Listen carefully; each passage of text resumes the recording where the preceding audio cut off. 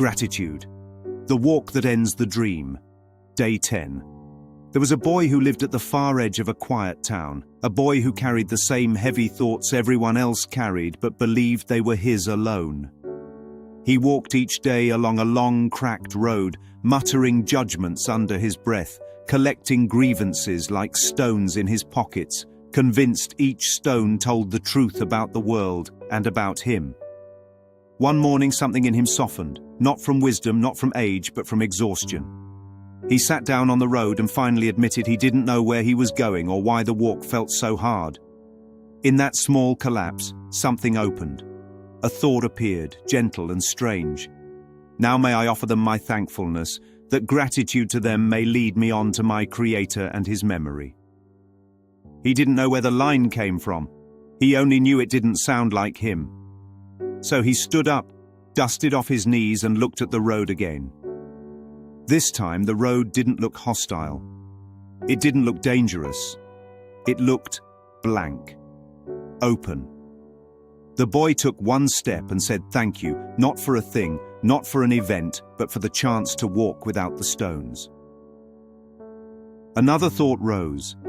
Therefore lay judgment down, not with regret, but with a sigh of gratitude.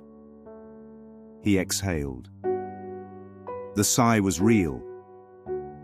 For the first time he noticed how heavy judgment had been, how loudly it had shouted inside him, how long it had directed his choices.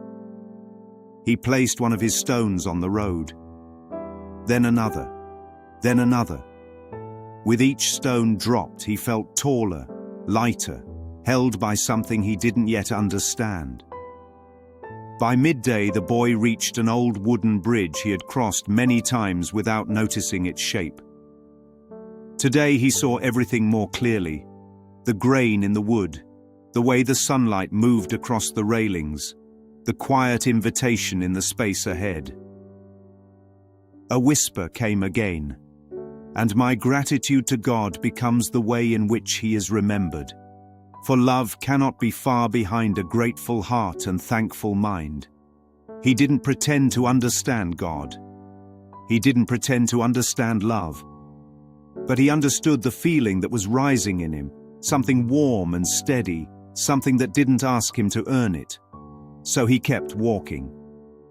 The bridge led to a hill he had always avoided because it was steep, but today it didn't look like a hill.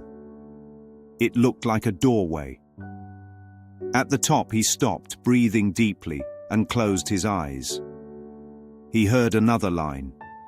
The Holy Spirit needs these gifts, and those who offer them to Him and Him alone go with Christ's gratitude upon their hearts, and His holy sight not far behind.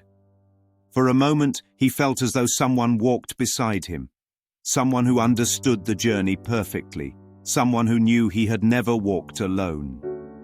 The boy knelt, not in worship and not in fear, but in recognition. A soft wind passed over him, as if acknowledging his small decision to release what had never helped him. He remembered another line. Let us wait in silence and kneel down an instant in our gratitude to Him who called us and helped us hear His call. He stayed there until the silence filled him completely. When he rose, the world looked different, not brighter, not prettier, but truer.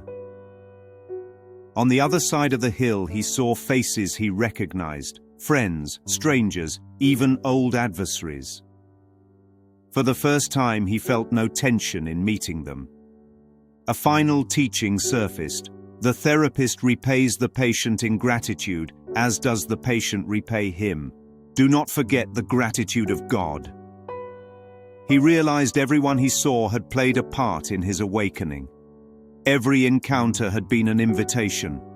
Every irritation had been a mirror. Every grievance had been a stone begging to be released. He felt no need to judge them now. He felt grateful instead.